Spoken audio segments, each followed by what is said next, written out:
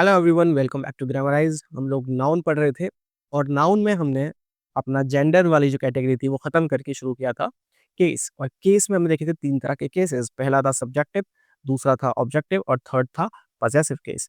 तो सब्जेक्टिव और ऑब्जेक्टिव के जो बेसिक्स थे वो हमने समझ लिए थे, पजेसिव के बेसिक्स हम नहीं समझ पाए थे। तो चलिए पजेसिव का एग्जाम्पल देखते हैं और शुरू करते हैं आज का अपना लेक्चर। हमने जाना था कि 99% ऑफ द केसेस जो होते हैं उसमें नाउन या प्रोनाउन अपनी रिलेशनशिप वर्ब से बनाता है। 1% में नाउन या प्रोनाउन अपनी रिलेशनशिप किससे बनाता है? दूसरे नाउन से बनाता है। ये वही है पजेसिव केस। एग्जांपल देखते हैं। Ram's brother is intelligent. अब मैंने आपको सिखाया है कि सबसे पहले अपन को क्या करना है। जब भी सेंटेंस के स्ट्रक्चर को डिकोड करेंगे हम, तो हम क्या करेंगे? सबसे पहले उसमें से वर्ब फाइंड आउट करेंगे।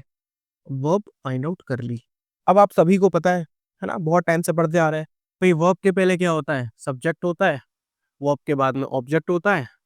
ठीक है, सब्जेक्ट है तो वो सब्जेक्टिव केस बन गया, ऑब्जेक्ट है तो वो ऑब्जेक्टिव केस बन गया। इसको हमने ऐसी लिख दिया, उसको ओसी लिख दिया, कर दी बेटा गड़बड़। यही आप लोग करते हैं, इसीलिए आपके मार्क्स नहीं आते हैं। ऐसे नहीं होता। आंख बंद करके कभी भी खेल नहीं खेलते। अमित से खेलना है तो आंख ओपन करिए। चलिए बेटा, आप समझते हैं इनका फंक्शन। बात मैंने समझी थी, और जब पार्ट्स ऑफ स्पीच मैंने कराए थे तो मैंने समझाया था कि सारा खेल जो फंक्शन का है, कौन सा वर्ड किस तरह का फंक्शन अपना प्ले कर रहा है, उसका यूज क्या है सेंटेंस में। आइए समझते हैं। Ram's brother is intelligent. Ram का भाई कैसा है बेटा? होशियार है, समझदार है, यही तो लिखा हुआ है। तो ये इसकी क्वालिटी बता रहा है कि नहीं बता रहा है? इंटेलिजेंट उसकी क्वालिटी बता रहा है। क्वालिटी कौन बताता है बेटा? क्वालिटी तो एडजेक्टिव बताता है। तो ये तो एडजेक्टिव हो गया। और अभी हम जो ग्रामेटिकल कैटेगरीज पढ़ रहे हैं वो तो नाउन की पढ़ रहे हैं। तो नाउन तो यह है ही नहीं, तो इससे हमारा क्या कोई नाता है? इससे हमारा हाल फिलहाल कोई नाता नहीं है। ठीक है, इसको छोड़ देते, इसकी कहानी बाद में फिर कभी। खेल आता है यहाँ पे। राम्स ब्रदर। ठीक है, अब मुझे ये बताइए, क्या राम नाउन है? सबको पता है, प्रॉपर नाउन है। क्या ब्रदर नाउन है? सबको पता है, भाई कॉमन नाउन है। ठीक है, दो दो नाउन हो गए। अब पजेसिव केस क्या है इसमें? अब जिन लोगों को पता है, जिन्होंने थोड़ा बहुत पहले ज्ञान ले रखा है, वो बोलेंगे सर जहां पे एपोस्ट्रोफीज एस आ जाता है वहीं पे पजेसिव केस हो जाता है। तो बेटा ये जो है ना, इसको हम बोल देते हैं पजेसिव केस मार्कर। क्या बोल देते हैं? Possessive case marker. मतलब ये कि ये साइन जहां भी दिख जाए उसका मतलब है कि पजेसिव केस की बात हो रही है। हो क्या रहा है बेटा? हम राम की बात नहीं कर रहे, राम के भाई की बात कर रहे हैं। किसकी बात कर रहे हैं? राम के भाई की। राम का भाई क्या है? इंटेलिजेंट है। Ram's brother is intelligent. तो इसमें सब्जेक्ट क्या हुआ हमारा? बात किसकी हो रही है? राम की नहीं, राम के भाई की। तो हेडवर्ड क्या हुआ? ब्रदर। तो सब्जेक्ट क्या हुआ? ब्रदर। ये क्या हो गया बेटा? सब्जेक्ट। हुआ कि नहीं हुआ? ये कैसा केस हो गया? Subjective case. हुआ कि नहीं हुआ? सब्जेक्टिव केस हुआ। अब कहोगे सर पढ़ा तो रहे हो पॉजेसिव केस, समझा रहे हो सब्जेक्टिव केस। बने रहो, तसल्ली रखो, अभी समझते हैं। देखिए जहां भी इस तरह की चीज आ जाए, इस तरह का मार्कर आ जाए, इसे क्या बोलते हैं? पॉजेसिव केस मार्कर या फिर मार्कर ऑफ पोजेशन। मतलब ये कि ये जिसमें लग रहा है, इसके आगे वाला नाउन उसका उस पे पोजेशन है। अब जिन बच्चों को पोजेशन नहीं पता, मतलब उस पे उसका अधिकार है, इसी तरह का रिलेशनशिप उसमें शो कर रहा है। राम का भाई मतलब कि रिलेशन बता रहा है। ये अगर अपन प्रेपोजिशन के हिसाब से देखें तो क्या बता रहा है? का, राम का, राम की। राइट, है ना? इसके अलावा की भी आ सकता है। राम की बुक, राम की शर्ट, इस तरह के केसेस में ये इस्तेमाल होता है। घुसा कुछ दिमाग में? घुसा कुछ दिमाग में? अब ये जो राम्स है, ये जो राम्स है, इसमें लग रहा है एपोस्ट्रोफी एस। ये क्या हो जाएगा अपना? Possessive case. समझ में आया? इसने क्या बताया? इसने बताया इस नाउन से इस नाउन का रिश्ता। यही तो बात कर रहे थे हम, 1% वाली बात। 1% वाली बात करी थी लास्ट लेक्चर में। इसने क्या बताया? इस नाउन से इस नाउन का रिश्ता। बाकी क्या बता रहे थे? नाउन का वर्ब से रिश्ता, है ना? सब्जेक्टिव केस का वर्ब से रिश्ता और फिर उसका ऑब्जेक्टिव केस से रिश्ता। यहाँ पे नाउन से नाउन के रिश्ते की बात हुई है। इन दोनों का जोड़ा बन गया आपस में। समझ में आ गया? अब जैसे मैं बोलूं वरुण्स शर्ट, ठीक है, तो शर्ट भी क्या है बेटा, नाउन ही है। N2 लिख लूं इसको मैं, इसको N1 लिख लूं, ठीक है। Varun's shirt is black, let's say ऐसे कर लेते हैं। तो किसके बारे में बात हो रही है बेटा, वरुण के बारे में बात हो रही है? नहीं, वरुण की शर्ट के बारे में बात हो रही है ना। इसको हटा भी तो भी मीनिंग निकल जाएगा, शर्ट इज ब्लैक, ठीक है। तो ये क्या हो गया अपना मेन, ये क्या हो गया सब्जेक्टिव केस, SC लिख देते हैं। और यहाँ पे जहां पे भी एपोस्ट्रोफ केस दिख जाए ये क्या हो गया पजेसिव केस, PC लिख देते हैं। रिश्ता क्या बना रहा है, N1 N2 से अपना रिश्ता बता रहा है, ठीक है। आ गई बात समझ में?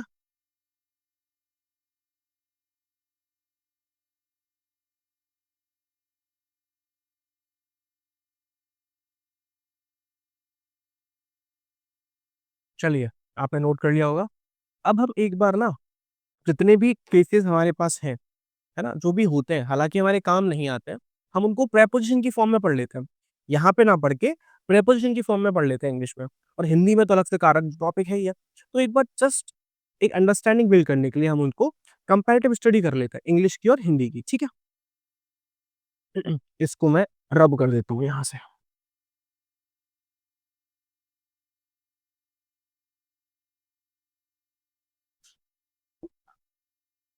तो पहले मैं लिख लेता हूँ हिंदी के cases.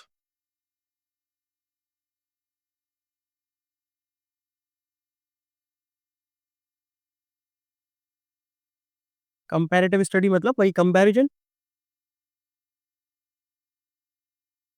Cases in Hindi and English, comparative study of cases in Hindi and English, ठीक है।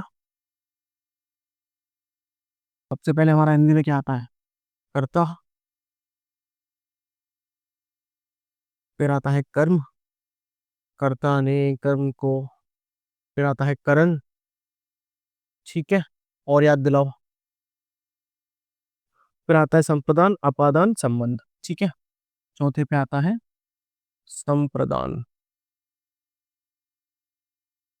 फिर आता है अपादान,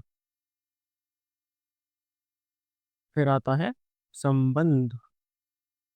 ये बस इसलिए कि आप थोड़ा रिलेट कर पाओ चीजों को, है ना। फिर आता है अधिकरण और फिर आता है संबोधन,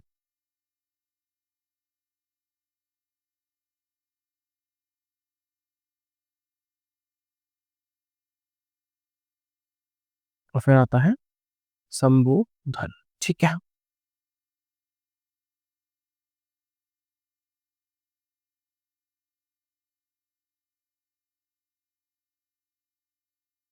इनके आगे वो भी लिख देता हूँ मैं, चलो वो तो छोड़ो, ज्यादा हो जाएगा। जहाँ पे प्रेपोजिशन की बात आई वहीं पे लिख दूंगा मैं। अब इंग्लिश की बात करें तो कर्ता को हम क्या बोलते हैं, सब्जेक्टिव केस,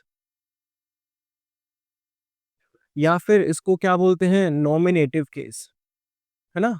कई बार नॉमिनेटिव टर्म भी बात यूज में आ जाता है, तो कंफ्यूज मत हो जाना, सब्जेक्टिव केस या नॉमिनेटिव केस, ठीक है।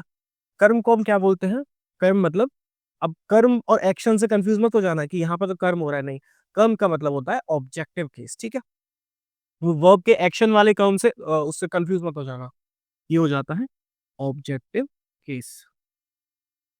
ऑब्जेक्टिव केस को ही हम एक्यूजेटिव केस भी बोल देते हैं, है ना, टेक्निकल टर्म्स में एक्यूजेटिव केस, ठीक है। थर्ड पे आता है करण, और करण का जो वो होता है प्रेपोजिशन, वो होता है से। इसको हम बोल देते हैं इंस्ट्रूमेंटल केस। क्या बोल देते हैं, इंस्ट्रूमेंटल केस। और ये एक्सप्रेस किससे होता है बेटा, प्रेपोजिशन विद या बाई से, इंस्ट्रूमेंटल केस, है ना, प्रेपोजिशन विथ या बाई। जैसे बोलते हैं ना कि वो ट्रेन से आ रहा है, he is coming by train, है ना, उस ऐसे वाले केसेस में। इसके बाद आता है संप्रदान कारक, है ना, वो होता है डेटिव केस, है ना, डेटिव केस। और इसमें आता क्या है बेटा, इसके लिए संप्रदान के लिए लिखा होता है ना, है ना। तो डेटिव केस में इसके लिए जो प्रेपोजिशन यूज होगा वो होगा फॉर। जैसे कि I bought flowers for her. अब हर कौन है वो अलग बात है, आपके पास आपकी हर है कि नहीं, but I bought flowers for her, मैं उसके लिए फ्लावर्स लेके आया। I bought chocolates for my dog. Dogs की भी चॉकलेट आती है, बदतमीजी मत करो कि सर ये क्या एग्जाम्पल ले लिया। उसके बाद है बेटा अपना फोर्थ, अपादान कारक, फिफ्थ सॉरी, इसको बोलते हैं बेटा एबलेटिव केस। ठीक है, ये होता है एबलेटिव केस। एबलेटिव केस, आई नो आप में से ये काफी लोगों को ये टर्म्स जो है पहली बार सुनने को मिल रहे होंगे। ये भी बेटा से होता है, और इसका जो से होता है ना, ये अलग होने के अर्थ में होता है ना, अलग होना। जैसे कि पेड़ से पत्ता गिरता है टाइप की चीज है।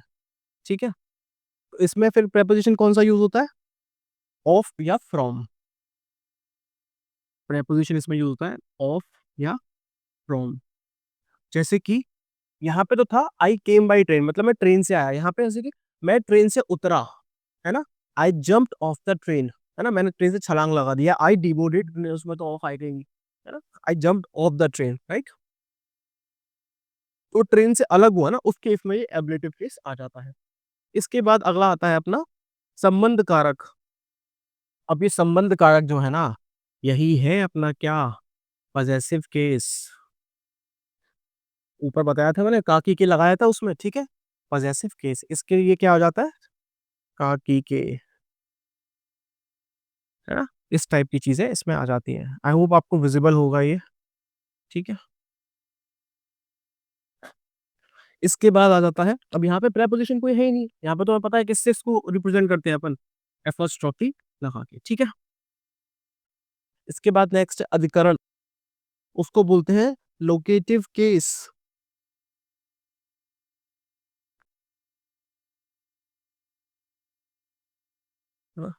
अधिकरण में हिंदी में क्या आता है, मैं पे पर, इस तरह के ना, मैं पे पर, इस तरह के वर्ड्स आते हैं। इसको हम क्या बोलते हैं, ये कौन सा केस होता है, लोकेटिव केस। और इंग्लिश में इसके लिए कौन से प्रोनाउन यूज किए जाते हैं, सॉरी प्रेपोजिशन कौन से यूज किए जाते हैं, इन, ऑन, अपॉन, एट, ठीक है, इस तरह के प्रेपोजिशन से ये एक्सप्रेस किया जाता है। इसके बाद लास्ट आता है लोकेटिव, और सॉरी संबोधन, जिसको हम बोलते हैं वोकेटिव केस, है ना। वोकेटिव केस मतलब जहां पर हम किसी को बुलाते हैं, एड्रेस जहां पे हम करते हैं, राइट। जैसे कि बोलते हैं हे, वो जो अपन एक्सक्लेमेशन मार्क लगाते हैं ना, वो वाला केस जहाँ पे लाइक किसी का नाम लेके हम बुला रहे हैं, ठीक है, वो सब चीजें इसमें आ जाती हैं। ये हमारे 8 जो केसेस हैं वो हैं, एक बार हमारी कंपैरेटिव स्टडीज की हेल्प से हो गई, ठीक है। अब हम जो पढ़ रहे हैं कि ट्रेडिशनल ग्रामर जो होती है ना, जो बहुत समय से चली आ रही है, उसमें तो 3 तरह के केस ही माने गए। कौन कौन से, जो अपन ने पढ़े अभी, सब्जेक्टिव हो गया, ऑब्जेक्टिव हो गया, और पजेसिव हो गया।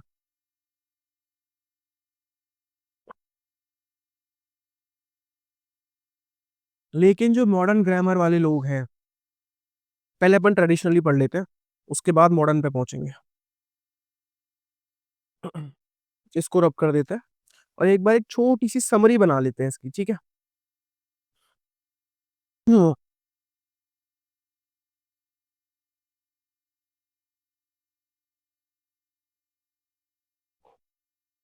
चलिए,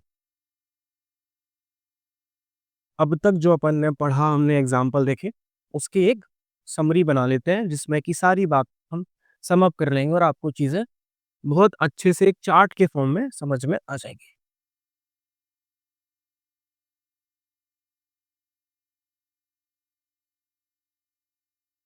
हेडिंग डालते हैं, 3 केसेस ऑफ नाउन, ठीक है। ब्रैकेट में लिखेंगे ट्रेडिशनल सेंस, मतलब जैसे कि चला आ रहा है, हम किताबों में पढ़ते आ रहे हैं, बचपन से स्कूल में देखते आ रहे हैं, ठीक है।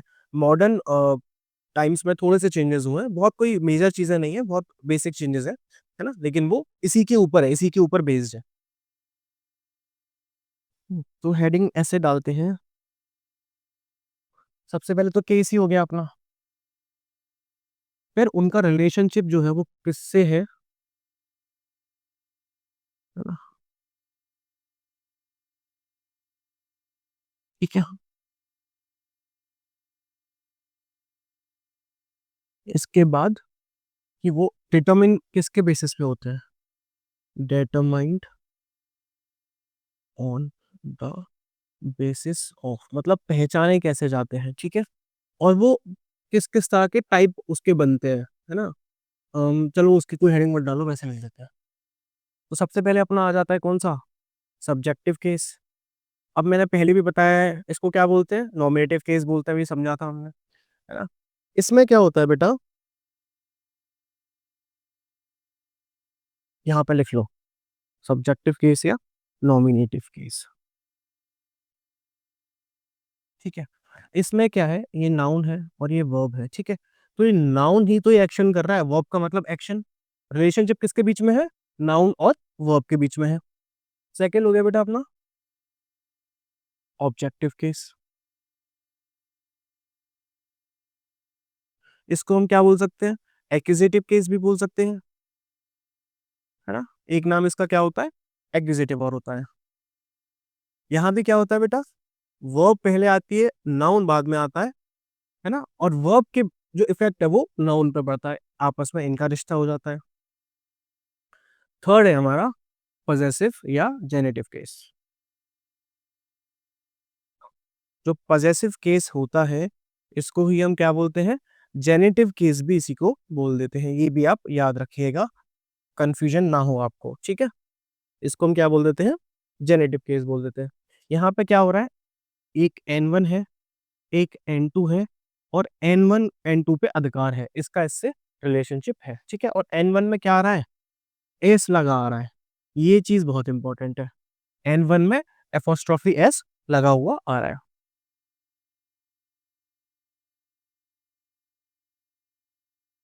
अब ये डिटरमिन जब करेंगे अपन, तो किसके बेसिस पे करेंगे? देखो, इसका फंक्शन है। कोई वर्ड यहाँ पे आया, जैसे कि मैंने एग्जांपल लिया था, राम किल्ड रावण। तो उसने जब एक्शन किया, उसका जो इस जगह पे जो शब्द आ रहा है, उसका जो यूज़ है, उसके बेसिस पे ही तो हम डिटरमिन कर रहे हैं। मैंने जब नाउन पढ़ाया था, तो मैंने बताया था क्या मतलब सॉरी जब पार्ट्स ऑफ स्पीच पढ़ रहे थे अपन, तो 2 चीज़ बताई थी, एक होता है फॉर्म, एक होता है फंक्शन, है ना? तो यहाँ पे क्या बात हो रही है? उसके फंक्शन की, कि वो जो वर्ड है, वो किस तरह यूज़ हो रहा है, उसके बेसिस पे अपन डिटरमिन कर रहे हैं। यहाँ भी सेम चीज़ है। किस बेसिस पे डिटरमिन कर रहे हैं? उसके फंक्शन पे ही डिटरमिन कर रहे हैं। नाउन में हमने पहले लेक्चर्स में ये चीज़ें समझी है कि ये बाद में आया और फंक्शन कर रहा है एज़ अ नाउन, ऑब्जेक्ट की तरह, उसका वर्ब का इफ़ेक्ट उस पे हो रहा है, तो ये उसका यूज़ है। यहाँ पे अगर ये ना हो, यहाँ पे अगर नाउन ना हो, उसकी जगह एडजेक्टिव हो जाए, तो क्या ये केस बन पाएगा अपना? नहीं बन पाएगा, है ना? लेकिन यहाँ पे क्या हो रहा है? उसकी फॉर्म के बेसिस पे हम डिफाइन कर रहे हैं। फॉर्म का मतलब उसमें एपोस्ट्रोफी एस लगा हुआ है। जब अपन ने सफिक्सेस लगा के बहुत सारे नाउन का जब अपन नंबर पढ़ रहे थे, तब ये चीज़ें पढ़ी थी, है ना? फंक्शन फॉर्म वाली। तो अब यहाँ पे क्या हो रहा है कि इसके साथ में एपोस्ट्रोफी एस लगा हुआ है। इसकी फॉर्म के बेसिस पे पॉसेसिव केस बनता है। अगर ये एपोस्ट्रोफी एस हट जाएगा, तो इनका आपस में रिलेशन बनेगा ही नहीं। इनका आपस में रिलेशन बनेगा ही नहीं। समझे आप? यहाँ पे हम किसके बेसिस पे डिटरमाइन करते हैं इसको? इसके फॉर्म के बेसिस पे, ठीक है? अब देखते हैं किस-किस टाइप से बना सकते हैं हम। देखिए सब्जेक्टिव केस में कैसे बनेगा? या तो क्या बनेगा? पहला case as a subject of verb, बिल्कुल ठीक है। भाई किसी भी वर्ब का सब्जेक्ट होगा तब सब्जेक्टिव केस बनेगा। या फिर कैसे बनेगा? हुँ, फॉर्म में क्या हो जाएगा? Subject followed by verb. या फिर उस सब्जेक्ट का जो कॉम्प्लीमेंट है, उस सब्जेक्ट का जो कॉम्प्लीमेंट है। अब कुछ लोगों को ये नहीं पता कि कॉम्प्लीमेंट क्या होता है। इसके लिए अपन लोग अलग से एक लेक्चर ले लेंगे। अभी के लिए इतना समझ लीजिए कि जो भी चीज़ सब्जेक्ट की क्वालिटी बता रही है, अब आप बोलोगे सर वो तो एडजेक्टिव हो जाता है। कॉम्प्लीमेंट एडजेक्टिव की तरह ही फंक्शन करता है, लेकिन होता क्या है, वो खुद में नाउन होता है। समझ में आया? फंक्शन किसकी तरह कर रहा है? वो क्वालिटी बता रहा है, एडजेक्टिव की तरह कर रहा है, लेकिन वो है क्या? वो नाउन है ना? तो या तो वो सब्जेक्ट होगा वर्ब का, या क्या होगा वो? एज़ कॉम्प्लीमेंट ऑफ सब्जेक्ट, ठीक है? इसका फॉर्मूला क्या होगा? सब्जेक्ट, वर्ब और कॉम्प्लीमेंट एस। इसको ऐसे लिख देते हैं, सीएस, इस तरह से लिख देते हैं, ठीक है? इसका भी अपन एग्जाम्पल देखेंगे ना, तब समझ में आ जाएगा। एक शॉर्ट एग्जाम्पल यहीं पर दे देता हूँ मैं। जैसे कि यहाँ पे मैंने बोला वरुण ईट्स, ठीक है, ये तो वर्ब हो गया, ये आपका एससी हो गया, ऑब्जेक्टिव केस हो गया भाई, सब्जेक्ट अब काम कर रहा है इस पे, ठीक है। इसका एग्जाम्पल क्या हो जाएगा, Varun is a doctor, Varun is a doctor. अब आप देखिए बीच में इज आया, लिंकिंग वर्ब है। अब आप अभी इन चीजों में नहीं पढ़ते हैं कि लिंकिंग वर्ब क्या होती है, इसके लिए अपन अलग से क्लास ले लेंगे। लेकिन वरुण क्या है, सब्जेक्टिव केस समझ में आ गया। अब ये आर्टिकल है, सबको समझ में आ गया, डिटरमिनर है। अब जो डॉक्टर है, ये डॉक्टर क्या है, अरे डॉक्टर ही तो वरुण है, वरुण ही डॉक्टर है, एक ही आदमी है, एक ही आदमी है। इसकी वही तो बता रहा है इसके बारे में डॉक्टर, कि इसका प्रोफेशन डॉक्टर है, एक ही आदमी है। तो जब वरुण सब्जेक्टिव केस में, तो डॉक्टर भी तो सब्जेक्टिव केस में हुआ। यहाँ पे कोई काम हो रहा है नहीं, किसी का इफेक्ट किसी पे पड़ रहा है नहीं, वरुण ही डॉक्टर है, डॉक्टर ही वरुण है ना, शक्तिमान ही गंगाधर और गंगाधर ही शक्तिमान है, वही वाला खेल हो रहा है, ठीक है। तो ये भी क्या हो गया, सब्जेक्टिव केस हो गया। लेकिन यहाँ पे ये फंक्शन कैसे कर रहा है, एज कॉम्प्लीमेंट ऑफ सब्जेक्ट। समझ में आ गया, इतनी सी कहानी है बस, ठीक है।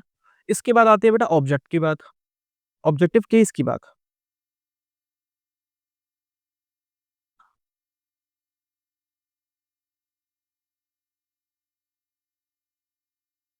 तो यहाँ पे तीन तरह से बनेगा। देखो पहला तो क्या, as object of verb.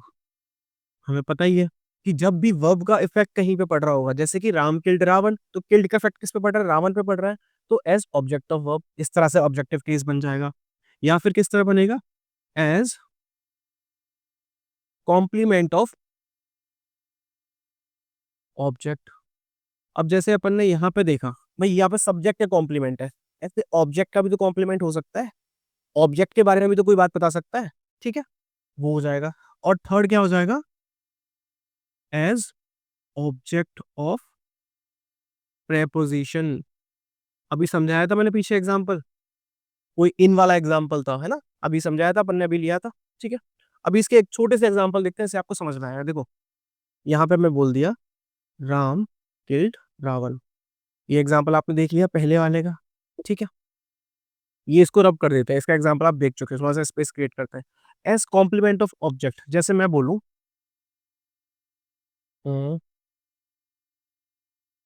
I call Varun, बड़ा बड़ा लिखता हूँ, आई कॉल वरुण बंटी।